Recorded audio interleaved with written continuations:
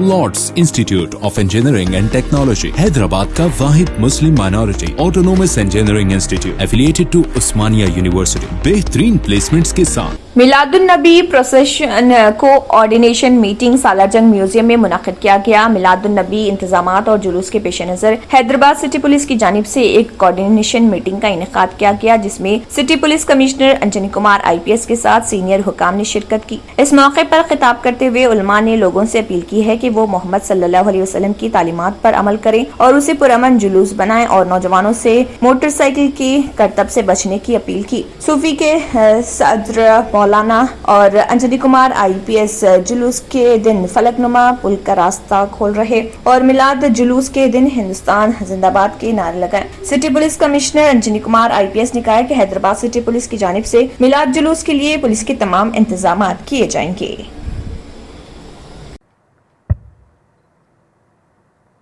अस्सलाम वालेकुम। जनाब सैयद अहमद पाशा कादरी साहब MLA याकूतपुरा, जनाब मिर्जा रियाजुल हसन अफेंडी साहब, हज़रत मौलाना सैयद शाह औलिया हुसैनी मुर्तज़ा पाशा साहब, जनाब हफीज़ मुज़फ़्फ़र हुसैनी बंदा नवाज साहब, जनाब मौलाना सईद कादरी साहब, जनाब मौलाना जाफ़र पाशा साहब, जनाब मुफ्ती नियामतुल्लाह कादरी साहब, हमारे हैदराबाद सिटी पुलिस के हमारे colleague officers, additional CP crime Shikha Goyal, IG Vijay Kumar sahab, additional CP law and order Chauhan sahab, DCP south zone Gajrao Bhupal, additional DCP Rafiq, हमारे सभी ACP, ट्रैफिक डिपार्टमेंट के सभी ऑफिसर और हमारे दोस्तों, यहाँ सबसे पहले तो मुझे बहुत खुशी हुआ कि आज इतने कम वक्त में आप लोगों ने यहाँ आने की तकलीफ़ की। मौसम भी बहुत अच्छा नहीं है, बारिश का फोरकास्ट है। हमारे यहाँ सालों से मिलादुल नबी की तैयारी चलती है और जुलूस निकलता है और एक हद तक सिलसिला बहुत अच्छा से जमा हुआ है। ये एक ऐसा माहौल रहता है जिसमें मैं ये समझता हूँ कि 99.9% लोग जो सही मायने में जो जुलूस का जो मकसद है, जो इस जलसे का जो मेन जो असल मीनिंग रहता है, उसको फॉलो करते हुए लोग करते हैं। कुछ एक लोग हैं जो, जैसा कि मौलानाओं ने कहा कि शायद उनको सही तरीके से उनके पेरेंट्स का कंट्रोल नहीं रहता है उनके ऊपर, जिसके कारण कभी कुछ एक्सीडेंट्स होती हैं, चोट लगती हैं लोगों को, चाहे वो बाइक एक्सीडेंट हो या जो भी हो। दोस्तों, ये हिंदुस्तान की आज चर्चा हुई तो उस पर मुझे बहुत अच्छा लगा कि हर मजहब, हर दीन के हर फेस्टिवल को सेलिब्रेट करते हुए जहन में अपने देश का जज्बा को हमेशा बरकरार रखना, ये बहुत अच्छी चीज़ है।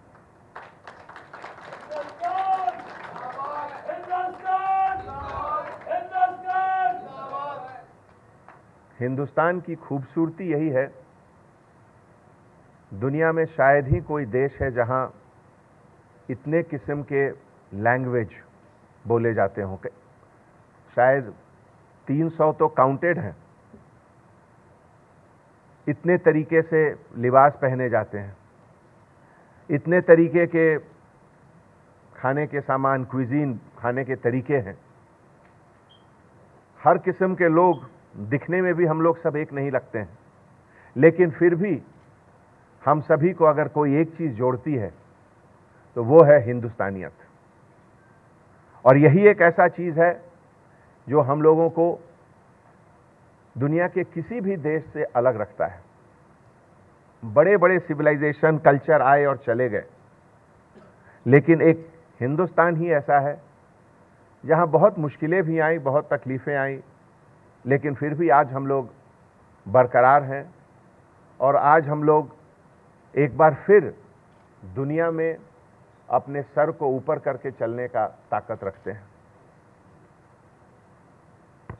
और हिंदुस्तान के बाद जब हमारे अपने स्टेट की बात होती है, अभी पिछले हफ्ते एक मैगजीन निकलता है इकोनॉमिक एंड पॉलिटिकल वीकली, जिसमें बहुत सारे रिसर्च पेपर्स ये सब छपते हैं। उसमें जैसा कि आप जानते हैं पिछले 1.5 साल से हिंदुस्तान में ही नहीं तमाम दुनिया में हर जगह मार्केट डाउन हुआ है, चाहे वो कोई भी चीज का हो। हर चीज की बिक्री कम हुई है। बड़ी बड़ी कंपनियों की, जिसे कहते हैं, बिल्कुल हालत खराब है सबका। बहुत सारे देश, स्टेट का भी हालत खराब है।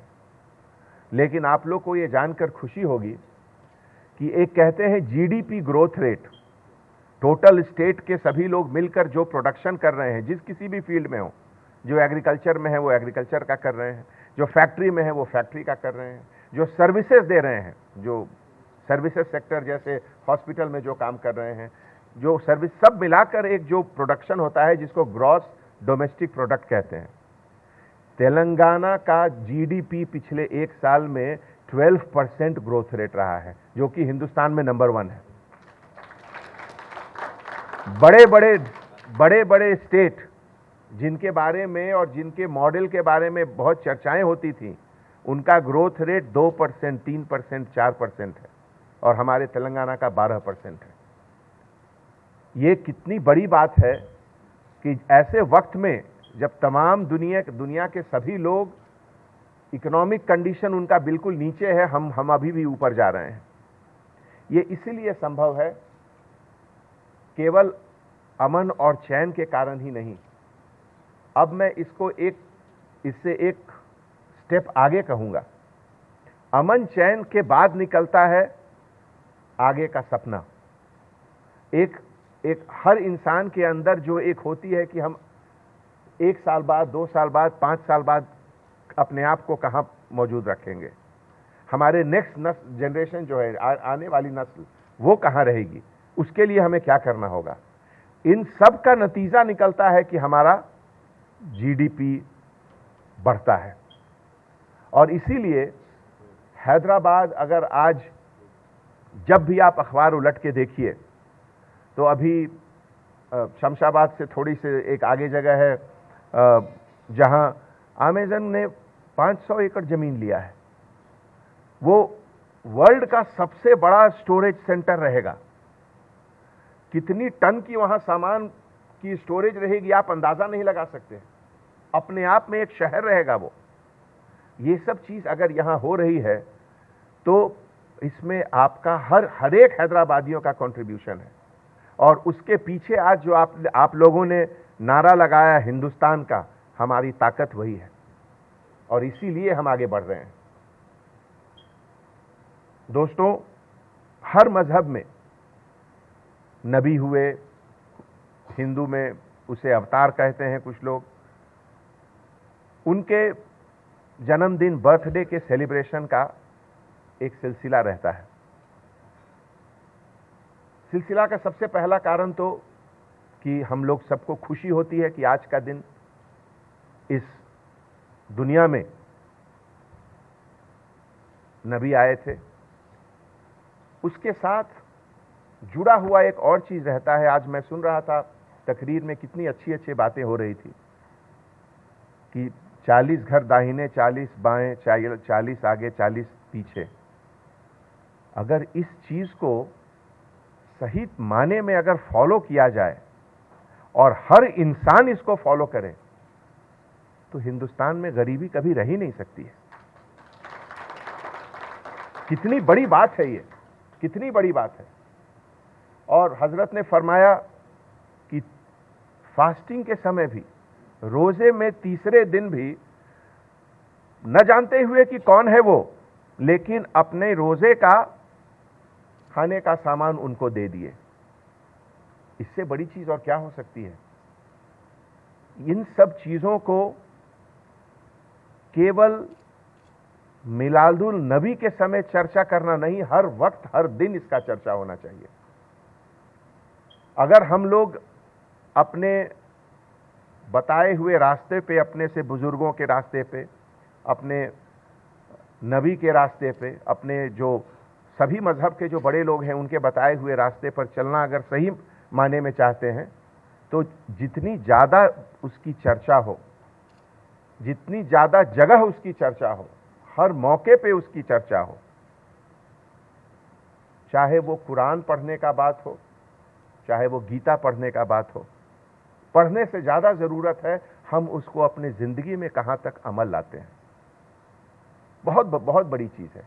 और इसीलिए मैं यहाँ जब भी आता हूँ तो हमारे हजरतों के कंपनी में अपने आप को इतना मैं खुश नसीब पाता हूँ कि हर बार कुछ न कुछ सीख कर यहाँ से जाता हूँ।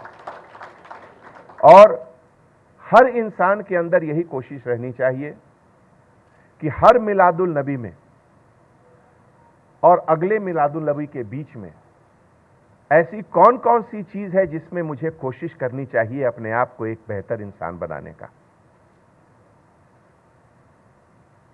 मोहम्मद सल्लल्लाहु अलैहि वसल्लम के पूरा जिंदगी एक मैसेज है। हजारों वाकया हम सुनते हैं हजरत से बैठकर बात करके। अभी हमारे एमएलए साहब ने एक बहुत अच्छी चीज बताई, अहमद पाशा कादरी साहब ने, कि जब वो बहुत पहले की बात है, मैं ये नहीं कहना चाहूंगा कि जब वो जवान थे, अभी भी है वो जवान, लेकिन इसलिए पहले की बात वो बता रहे थे कि यहां पे दंगल होता था, इस जगह पे कुश्तियां होती थी, और देखिए आज तकरीर हो रही है। समय बदलता है, वक्त के तकाजे के साथ हम लोग आगे जाते हैं, पीछे की चीज को पीछे छोड़ते हुए जाते हैं। तो ये सब चीज से एक सोसाइटी को आगे बढ़ने का कितना खूबसूरत एक तरीका मिलता है हम लोगों को। और आने वाले समय में, अभी परसों चार मीनार के पास MAUD सेक्रेटरी साहब, MLA साहब, MP साहब, हम लोग सब वहाँ देखने गए। जैसा कि आप लोगों ने पढ़ा होगा अखबार में, एक नया प्रोग्राम शुरू हो रहा है, एक शाम चार मीनार के नाम। तो चार मीनार एक ऐसी चीज है जिसको हैदराबाद नहीं, पूरी दुनिया जानती है कि चार मीनार क्या है। हमारी पहचान है हैदराबाद की चार मीनार। और मुझे सच पूछिए तो बहुत ख्वाहिश होती है कि चार मीनार का एरिया को और सुंदर बनाया जाए, और बनाना चाहिए। मैं देखता हूं तो मुझे तकलीफ होती है कि वहां गंदगी कभी अगर नजर आती है तो मुझे बहुत तकलीफ होती है। अभी मैं MLA साहब से वही जिक्र कर रहा था कि हम लोग जनरली कभी फ्राइडे को चले गए वहाँ, या कुछ मीटिंग हुआ तो चले गए, या कुछ जलसा हुआ तो चले गए। उतनी सुबह बहुत कम जाते हैं हम लोग, लेकिन उस दिन गए तो कुछ अच्छा भी लगा, कुछ अच्छा नहीं भी लगा। इसीलिए मैं MLA साहब से दरख्वास्त करता हूँ कि ये सब चीज़ तो आप ही लोग करा सकते हैं, ये, और मुझे पूरा यकीन है कि ये ज़रूर मिलकर करेंगे आप लोग। दूसरी चीज़ है हमारे पुलिस डिपार्टमेंट के बारे में।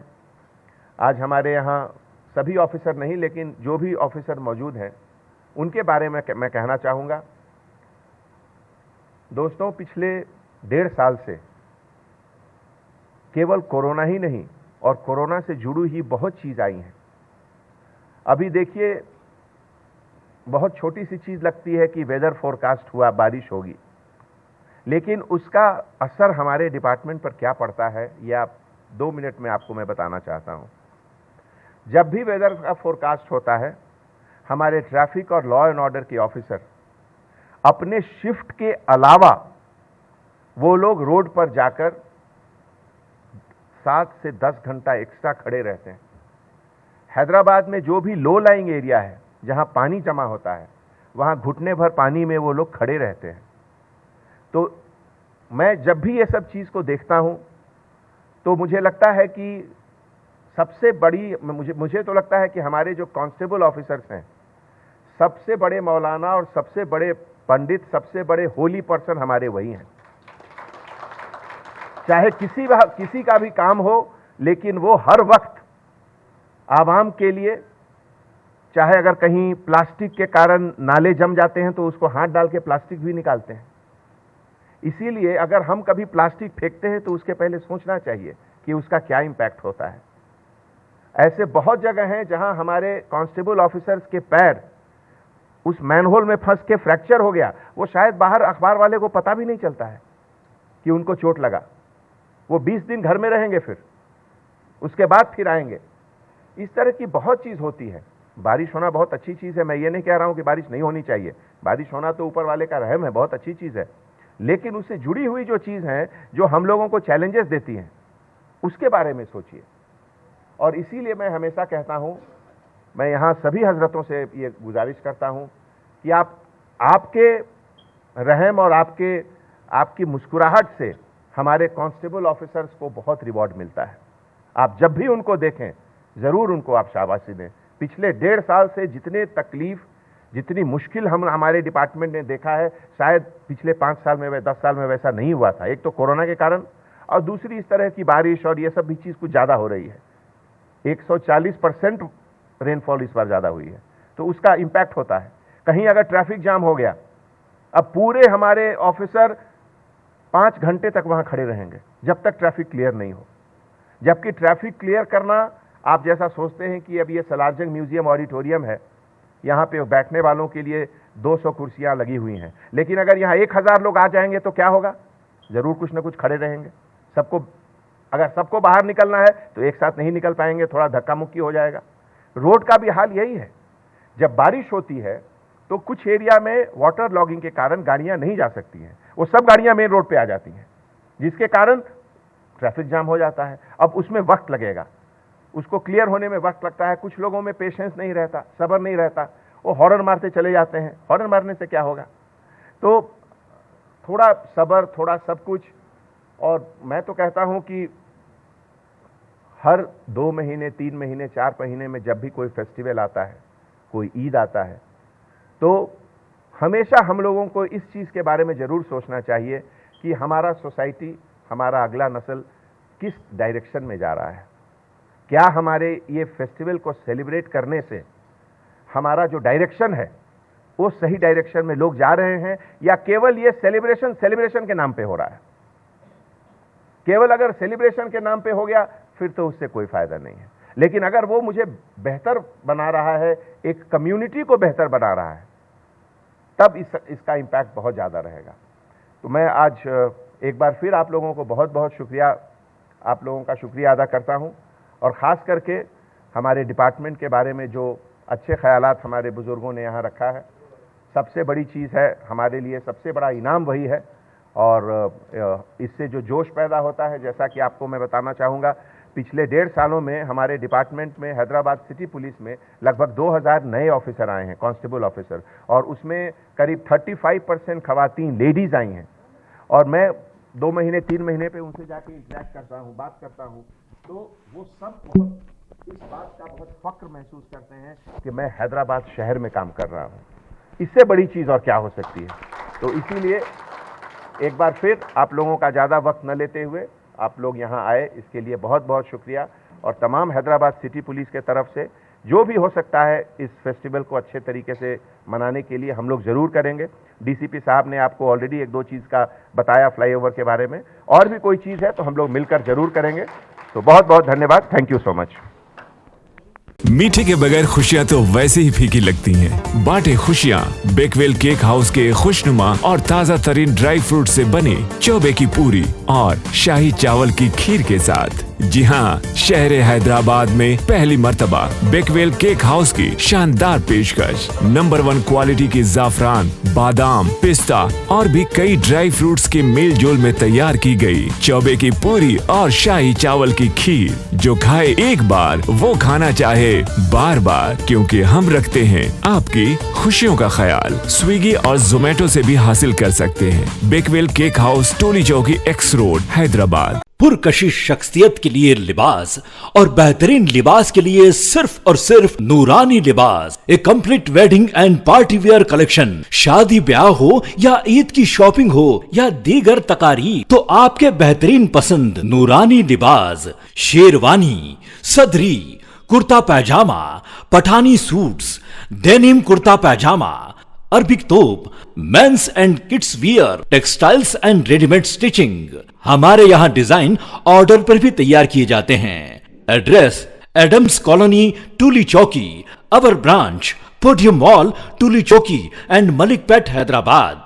न्यू सन सिटी डेवलपर्स की एक और पेशकश। जहांगीर पीर दरगाह के दामन में आबादी के बीचों बीच तमाम सहूलतों से आरास्ता। एयरपोर्ट से सिर्फ 20 मिनट ड्राइव पर LB प्रसाद आई हॉस्पिटल और नाटको फार्मा के करीब। Commercial and residential plots, 121 square yards plots, easy instalment, gram panchayat approve layout, conversion land, 100% vastu, spot registration, clear title, 10 year security, water, electricity, 25 से 30 feet road, school, transport facility, gated community. घर बनता है इरादों से और आपकी इरादों को पूरा करे न्यू सन सिटी डेवलपर्स। तो जल्दी आइए और अपना प्लॉट बुक करवाइए। New sun city developers, opposite choice function hall, Chandrayangutta, Badlaguda, Hyderabad. Contact number 9848187780 और 6303710882। जर्मनटन हॉस्पिटल ऑर्थोपेडिक से मुताल्लिक हर मरीज यहाँ शिफायाब। इनाम याफ्ता doctor Mir Jawad Zar Khan, senior orthopaedic surgeon, advance operation theatre, ICU, digital x ray, laboratory, physiotherapy, pharmacy, sharing और प्राइवेट रूम्स, लेडी डॉक्टर्स और doctor Arjuman Sultana gynaecologist की खिदमात हासिल। वाजबी फीस और मुकम्मल सहूलियात से हजारों मुतमईन। एम्बुलेंस से आरास्ता Germanton orthopaedic hospital, pillar number 150, Attapur, Hyderabad.